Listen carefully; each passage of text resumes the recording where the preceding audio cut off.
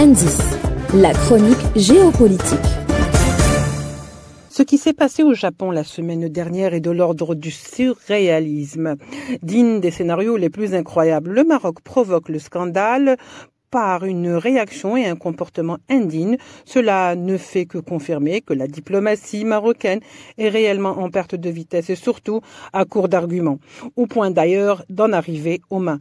Tout a commencé, il faut le rappeler, lorsque le diplomate sahraoui s'est installé autour de la table des réunions de la TICAD, le Forum nippo-africain pour le développement en Afrique. Il s'agit de la 8e conférence internationale de la réunion et il s'agit également de la réunion ministérielle préparatoire qui finalement a vite tourné en vrille grâce au brio des diplomates marocains qui cette fois-ci ont usé du meilleur en leur possession en matière d'agression.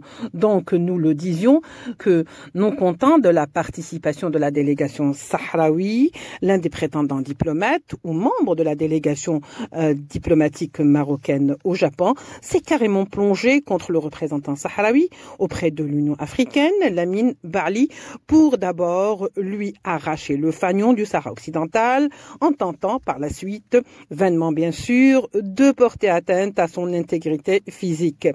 N'eût été alors l'intervention de l'Algérie qui a neutralisé cet agresseur marocain déchaîné par un joli hippon digne des vrais combats de judo, qui n'a d'ailleurs rien à envier à ces combats, la situation aurait vite dégénéré.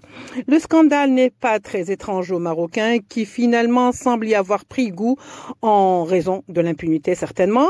Après Pegasus, l'espionnage des responsables européens et français en particulier, et même le dernier scandale en Tunisie, toujours dans le cadre de la TICAD, où la délégation marocaine a protesté auprès du président tunisien, Kais Saïed, et se retiré de la réunion car le président tunisien a reçu et accueilli le président sahraoui Ibrahim Ghali en grande pompe, chose qui a apparemment déplu à Rabat à l'époque. Bien sûr, la campagne médiatique contre l'Algérie a vite pris le relais, accusant l'Algérie de tous les maux et la rendant responsable de cet incident, voire de ce scandale.